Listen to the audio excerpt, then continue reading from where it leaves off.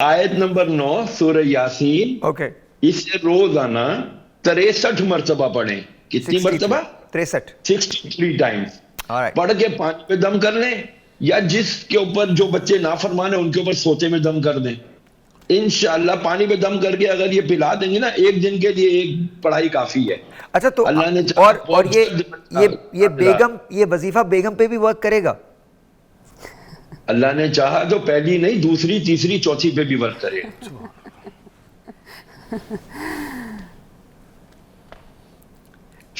دیکھیے یہ pod cost تو ہے نہیں، آپ کا ہمارا مذاق بھی ہے. اگر میرے اس پہ مائک نہیں لگا ہوتا تو شہریار بھائی آپ کو پتا ہے کہ میرا جواب، میں آپ کو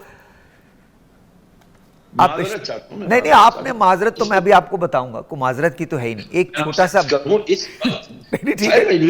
ایک چھوٹی سی بات.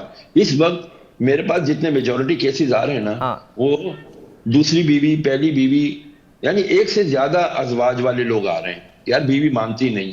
اچھا تو پھر میں جب ان کو اچھا تو آپ وہ ایکسپیرینس سے بھی نہیں سیکھتے؟ جب پہلی نہیں مان رہی تھی تو دوسری کرنے کی ضرورت کیا تھی؟ یہ باہر تھے، یہ آتے نہیں تھے، ان کو بلانے کے لیے کیا.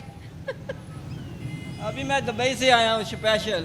اور وظیفہ کیا کرنا ہے، یہی دعا کرتے کہ اللہ پاک نیک حکمران دے جو غریب عوام کا سوچے. نماز پڑھو، اللہ کو یاد کرو، بس. وظیفہ وظائف تو اللہ جو بتائے یا جو قرآن پاک میں لکھا ہے بس وہ کریں. ہم کسی کے لیے وظیفہ نہیں کرتے. وظیفہ درود پاک پڑھتے ہیں، اللہ سے اپنی مشکل کی آسانی مانگتے ہیں کہ یا اللہ میں آسانیاں دے. میرے گھر میں میری مسز جو ہیں وہ کینسر کی مریض ہیں، تو ان کے لیے میں جو 33 آیات ہیں منزل وہ میں پڑھتا ہوں. ان کی وجہ سے اللہ پاک نے کافی پریشانیوں سے چھٹکارا نصیب کیا، اور الحمدللہ وہ صحت یاب ہو گئیں اور وہ اپنے بچوں میں آباد ہیں، میرے ساتھ ہیں. اللہ کا بڑا کرم ہے. میں ایسے کہوں، مجھے اس پہ توکل ہوں. میں ان چیزوں پہ نہیں بلیو کرتی. اسی کاموں کے لیے وظیفے کرتے ہیں کہ اللہ پاک ہماری دعائیں سن لے، کہ لوگ سکھی ہو جائیں، جو لوگ پریشان ہیں ان کی پریشانی. بڑے مزے کی بات ہے. مجھے بتا دیجیے گا، میں شہریار داؤد صاحب سے اور آپ سے پوچھ رہا ہوں، ایسا کوئی وظیفہ ہے کہ اچھے حکمران مل سکیں؟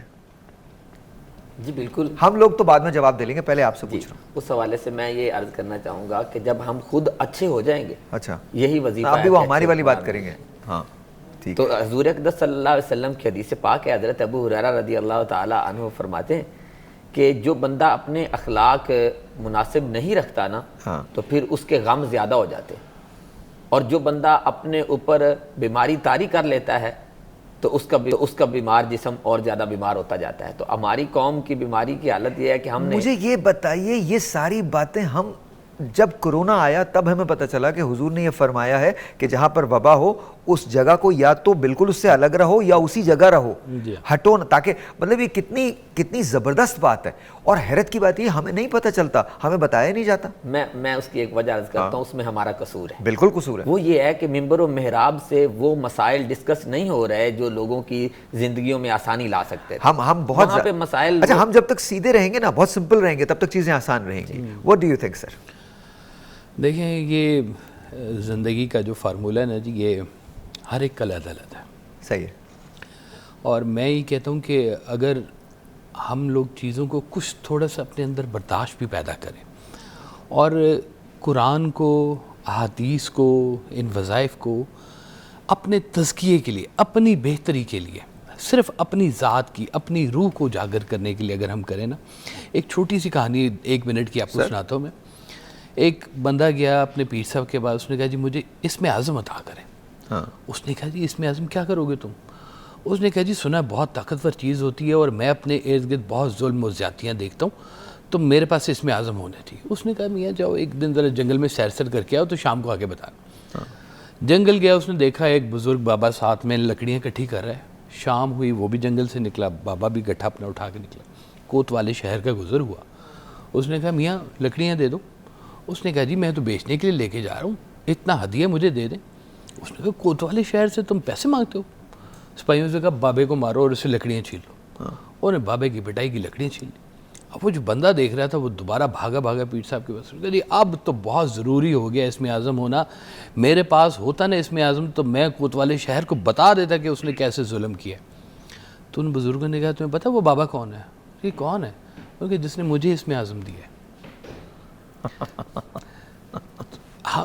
چیزوں کو زندگی کے اندر کیا غم نہیں آنے چاہیے، کیا غریبی نہیں ہونی چاہیے، کیا بیماریاں نہیں ہونی چاہیے، یہ چیزیں اللہ تعالیٰ نے پیدا فرمائی ہیں۔ وہ کہتا ہے شفا، بیماری بھی میں ہی بھیجتا ہوں، شفا بھی میں ہی بھیجتا ہوں۔ بالکل صحیح ہے، بالکل صحیح۔ تو ہم اگر صرف اپنی کنیکٹیوٹی اپنے رب کے ساتھ اگر بہتر کرنا شروع کریں نا تو ہم لوگ بہت سارے مسائل سے بڑھ جائیں گے۔ جیسے والد صاحب ایک بات کہا کرتے تھے کہ اپنے لیے تو ہر ایک دعائیں کرتا ہے، کچھ زندگی میں ایسے لوگ کٹھے کر جو تمہارے لیے دعائیں کریں۔ کیا بات ہے، بہت بڑی بات ہے۔ شہریار داؤد صاحب، شادی کی بات چل رہی تھی، کوئی ایسا وظیفہ ہے جس سے شادی جلدی ہو جاتی ہے؟ ہاں جی بالکل ہے، لوگ جس سے شادی جلدی ہو جاتی ہے۔ نمبر 1، اپنی والدہ کی خدمت کریں، اچھا، اور اس کے ہاتھ 5 مرتبہ دن میں ضرور چومیں، ٹھیک ہے، اور اس کا ہاتھ اپنے سر پہ رکھوا کے اس سے دعا کروائے، یا اللہ میری والدہ کو مجھ سے راحت عطا فرما، آمین، اور مجھے ایک اچھی نیک اطاعت گزار زوجہ جو میری والدہ کو بھی، جس کو دیکھ کے میری والدہ کی آنکھیں ٹھنڈی ہوں، اچھا، یہ کرے۔ ہاں، یہ والدہ کے ہاتھ چومنا میں دیکھتا ہوں آج کل بالکل ٹرینڈ نہیں ہے۔